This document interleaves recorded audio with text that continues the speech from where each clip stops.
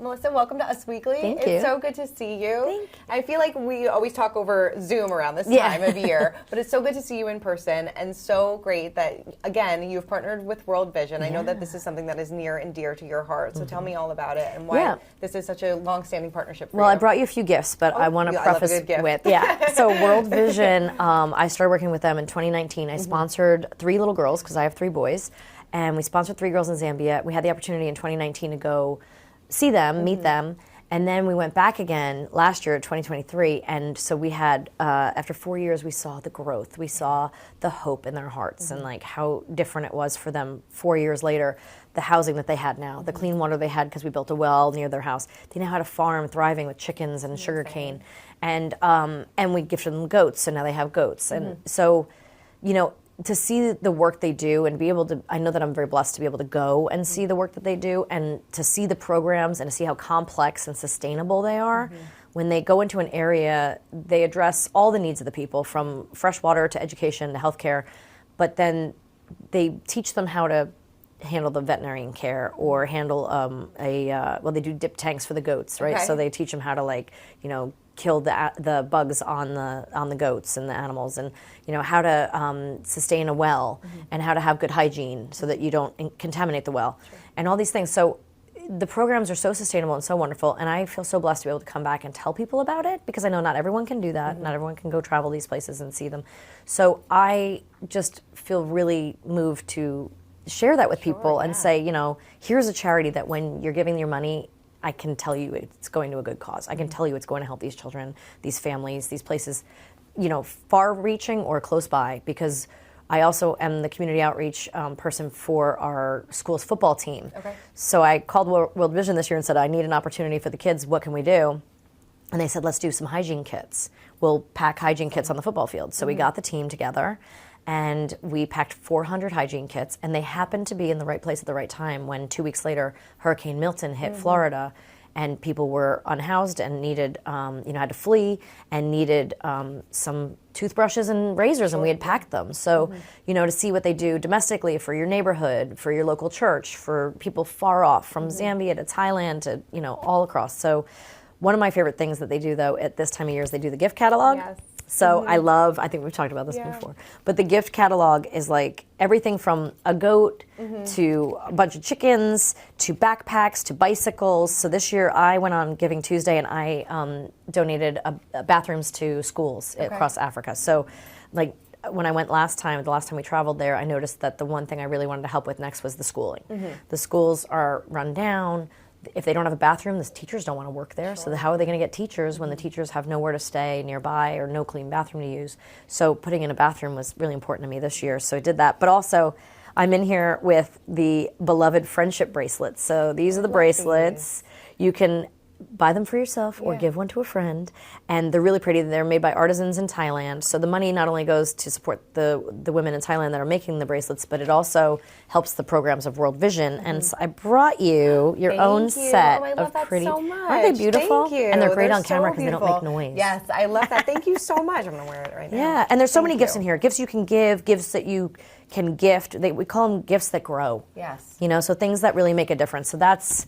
I just think the work that they do is so important, and it's so well thought out and well planned. These programs are deep and complex, but at the same time so simple that, you know, they can implement them. They can move into an area for 15 years, help people take care of their most urgent needs, and then move out and let them handle it. You know, love that so much. I love what you said too, because you know when you're giving to this, it is going to such a great cause, and I can tell how passionate you are about this. And I love how it's changed so many people's lives. But how has this changed your life? Because you can tell. Oh my gosh! Well, the fact that I got to go witness it, I got to do the water walk with the bucket on my head and see what a lot of women and school children do. A lot of kids don't go to school because they have to walk with the bucket on their head, or a lot of girls that don't know how to handle having their monthly cycle, you know, so being able to see that and promote that and support that, it just feels so important and so wonderful that it's actually it feels like, you know, even in these far-reaching areas when I'm driving 2.5 hours out on dirt, bumpy roads where there's nothing but ox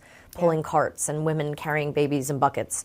And to see that they can get out to the most far-reaching places and make a difference. Because not only are they helping those people, but they've also then hired people locally that speak the language, or maybe that went through the program, maybe they were a sponsored child that now works for World Vision. And so a lot of the people out there tell us, when we've gone out to rural Zambia, they'll say things like, when we see the World Vision cars coming through town, we know something good's coming. It's like a lot of the time their governments don't protect them, so to see the World Vision trucks driving through, it means, oh, they're coming to help us. Yeah, what a gift. Yeah, It's like Santa on a sleigh. It really is. It really is. And at this time of giving, the greatest gift was Jesus that came to the world. And so at this time of year, when we're celebrating the birth of Christ, we want to remember that that's the ultimate gift, and that's where our gift giving starts. And so to be able to, give from the heart and gifts that grow to people that are less fortunate. I love that. I feel like this is something really good to do with your children as well. Yes. So I would imagine over the years you've done this with your own children, Yep. and teaching the importance of what Christmas really is all about. Is like you said, the gifts. I'm like, I can't wait to show this to my daughter. Yeah. And be like, you can really go through it and circle the things, and you're like, what do you want to get your teacher? Like, here's like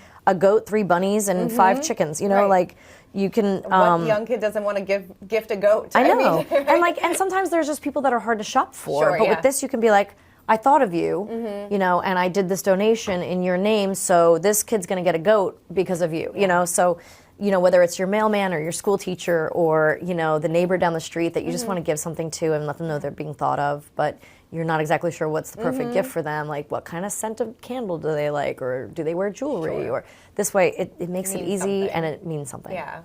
Such great work. I love this so much. What are some of the holiday traditions that you continue to have in your home? Because as the boys get older, I'm sure traditions and things change. Yeah. I want to say something, I'm not sure, but this is the first year we don't have a believer in that. Okay, yeah.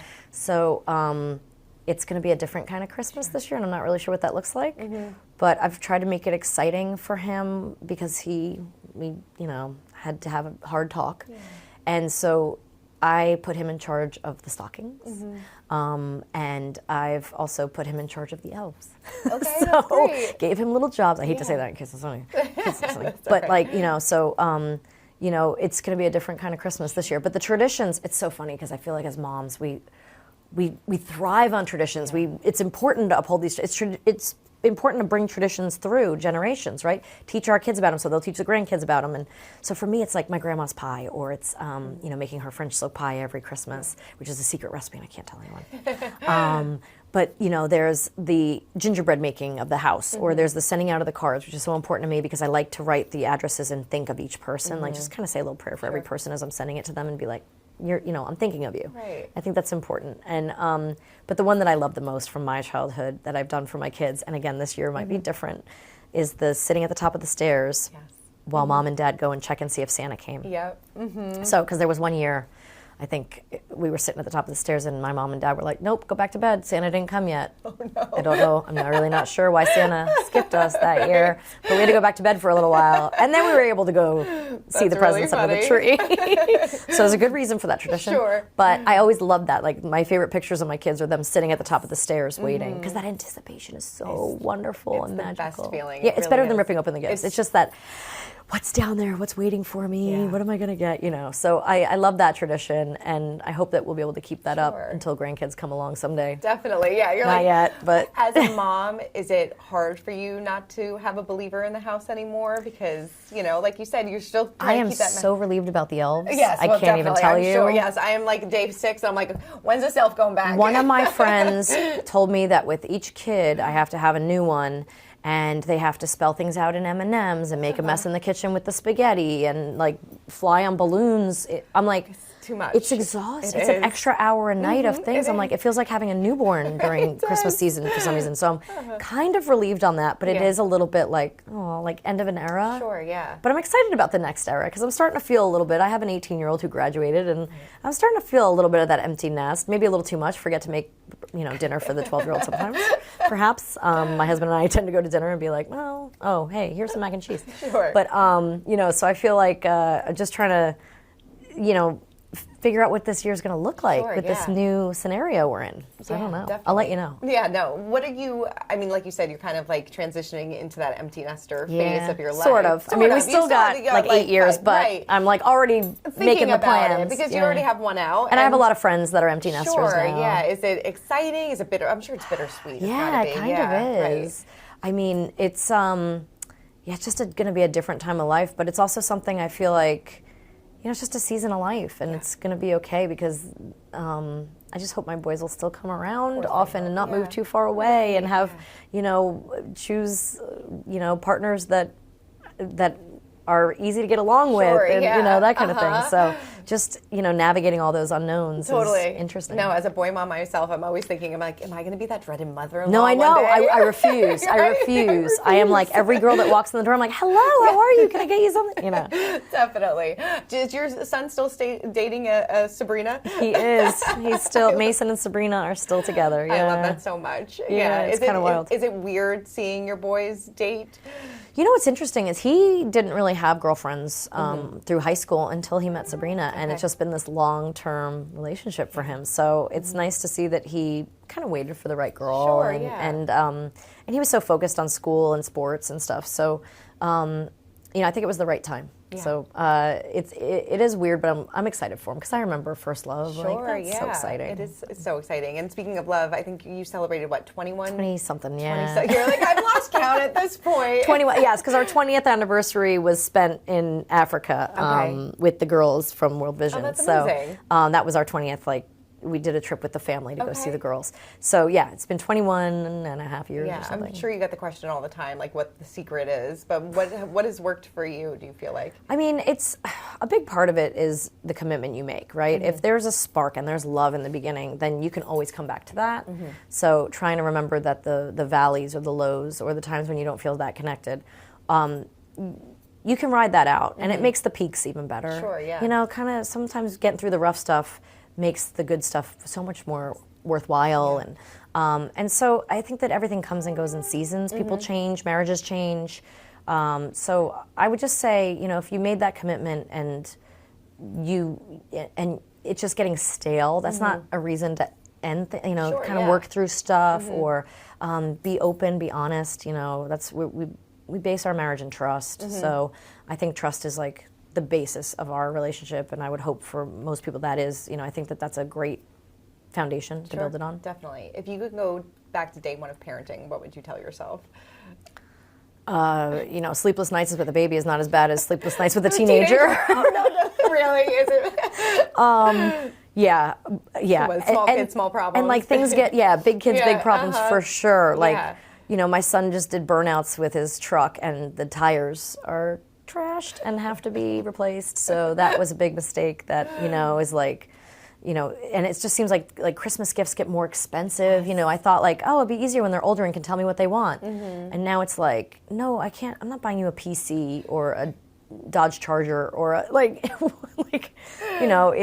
it gets interesting when they get older and just trying to keep that relationship. But I think probably the best advice I would give myself. Actually, I did give someone, my hairdresser this morning, I gave him advice on, well, not advice, but he's having a baby 3 years after the first one was born. I was like, oh, that's good timing. Yeah. That was good timing. Because I was like, I did it with 2 years between the first two and 4 years. And I was like, that was too long. This was too short. Yes. 3 years is the sweet spot. Yeah. Way to go. I feel like that too. Yeah, I was 2 years and it's a lot. Breastfeeding and potty training is at the same time is the worst combination. It's nobody tells you this. Yeah, you're you don't do anything except sit in the rocking chair and sit by the toilet. And you're like, this is all I have time to do for a year. It's so true. It is so true. I know some of your boys have caught the acting bug a little bit, right? It's sort of, I think it's for the wrong reasons. Okay. If they ever did say they wanted to be in something, one of them is starting to, he's got a modeling agent. Okay. But his first gig was being the Charmin Bear at the Tight End University, Travis Kelce and George Kittle's Tight End University, which is at Vanderbilt, which is by us in Nashville.